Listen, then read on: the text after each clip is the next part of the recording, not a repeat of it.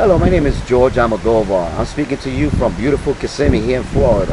If you don't know who I am, I'm the author of the No BS in Making Millions in Real Estate. And today I'm going to speak about, this is mostly intended for my employees or new hirees. So please use this video for that purpose only. However, many others can learn from it as well. And in order for business to be successful, there has to be a system in place. It's an approved system. Okay? And my system that I have in place has worked for me in the sense that it has got me to where I am now. And this is why I need my employees to follow that system, because it's a proven system. Just like McDonald's. What differentiates McDonald's from a mom and pop joint, a burger joint? A system, a proven system. Same thing with White Castle. Now, I was not only a manager from White Castle, for example, I also read many books.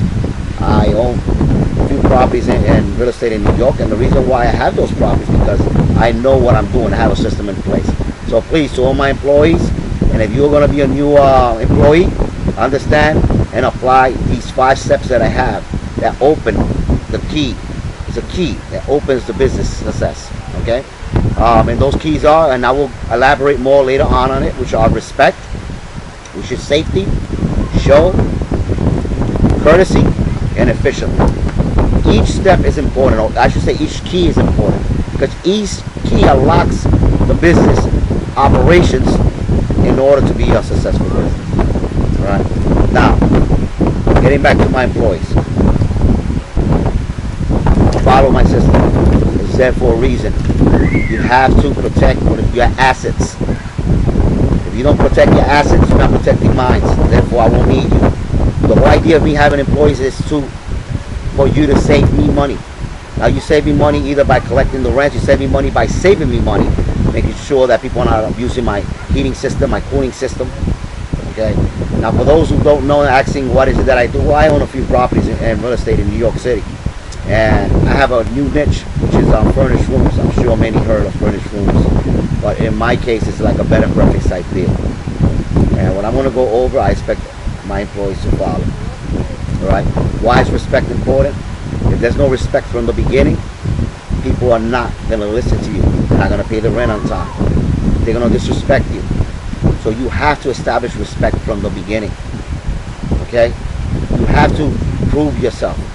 You have to also minimize bad tenants. By the way, I speak about that in the No BS in Making Millions in Real Estate. And I'm not going to get into too much detail because obviously this is a public video.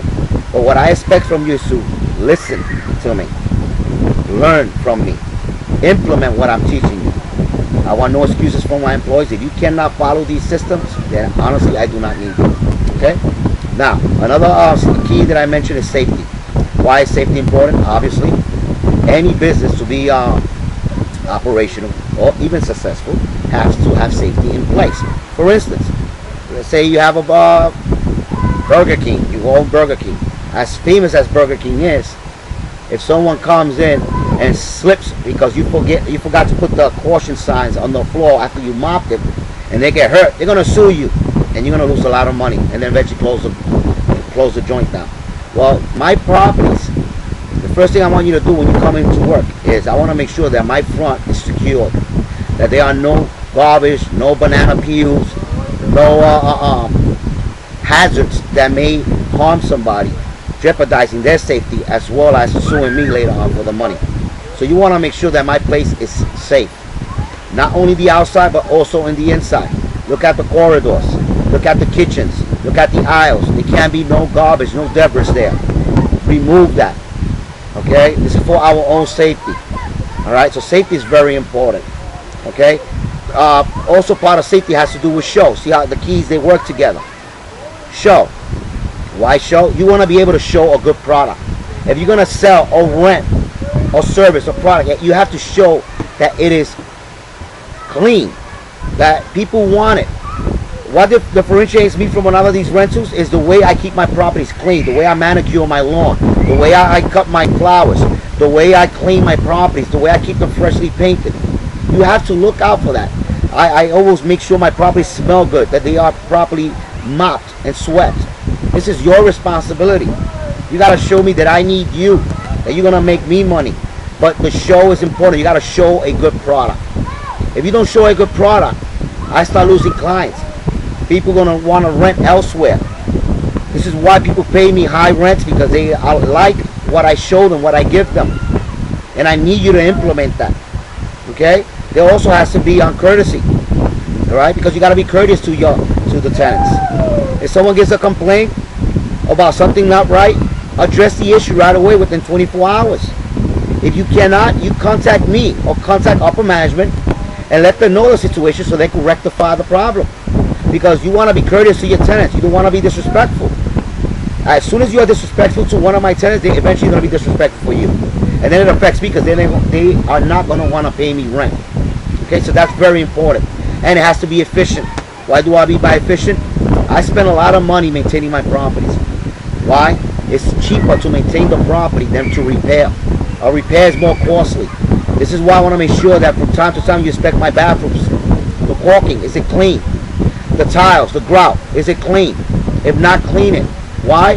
Because if not, the tiles will get mold and eventually start peeling off the wall. And it's going to cause me water damage, and it's going to cause mold. We need to catch the problem before they become a problem. This is why we have maintenance. That's why we have to be efficient. Listen to our clients, our tenants. If there's any problems, address it right away. Use your heads. Don't expect me to do all the job. I'm over here in Florida. If you follow these systems, you will save me money. And if you follow these systems, you'll make me believe, yes, it's worthwhile to having this employee around. Okay? So this is very important. Now, because this is a public video, I'm not going to get into a lot of details. But we have to also minimize tenants. Okay? And there are steps that I follow in order to minimize bad tenants. And one is, number one, when I put an ad in the newspaper, when they have them call, I make sure to let them know that I will check their background. You have to check their background. This minimizes bringing in problem tenants. Okay? I asked for 3 references. Besides the landlords, I asked for 3 references. I want to increase it to 5 references. 2 of them must be family. Okay? And 3 others got to be friends or employees. And these are systems I have in place. For instance, there's a saying in Puerto Rico that goes, show me who you walk with and I'll tell you who you are. Well, that's a true saying. Because if you're walking around with drug dealers, that's a big red flag. You might most likely be a drug dealer. If you walk around with alcoholics, you might be an alcoholics. And how is that going to affect my video? This is why you have to do your due diligence. You are an extension of me. I'm the owner. You are an extension of me. You represent me, the company. Better days are here. Striving for better days. You represent me. Don't do what you feel is right. Do what I'm teaching you. And if there's any questions, give me a call. Contact me. And we need to address these issues. Okay? Now, getting back to the tenants, I look for references. I look for their income. They may be good people. Their intentions may be well. But if they cannot afford the rental, why bring them over? I look for 35 to 40% of their income has to cover the rent. Okay? So just to put in perspective, let's say for instance, put in simple perspective.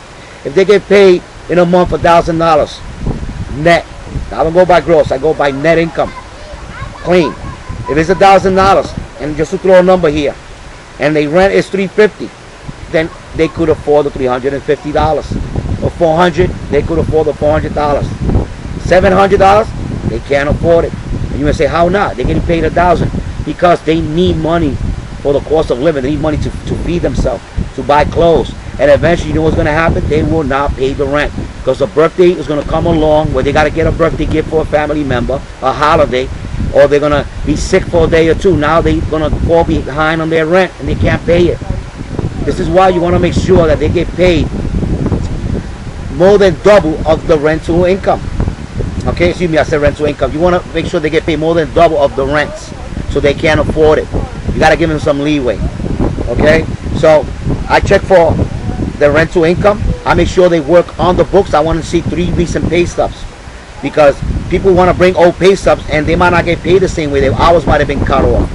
Maybe they're trying to hide something, child support. I look at net income. Can they afford my rental? Can they pay? All right. So 3 recent pay stubs, state ID. I want to verify who they are. Remember, in the application, they're going to put down where they live or who's their landlord. I want to call their landlord. I want to verify that they are good payees. As a matter of fact, I want to call 2 past previous landlords. Why? Because the landlord they have right now, the current landlord might say, yes, they're great tenants because they're trying to get rid of a headache and bring them over to you. So you want to check their references. You want to check their landlord. And how you do that, besides them putting the address in the application, look at their driver's license. What does it say? Where do they reside?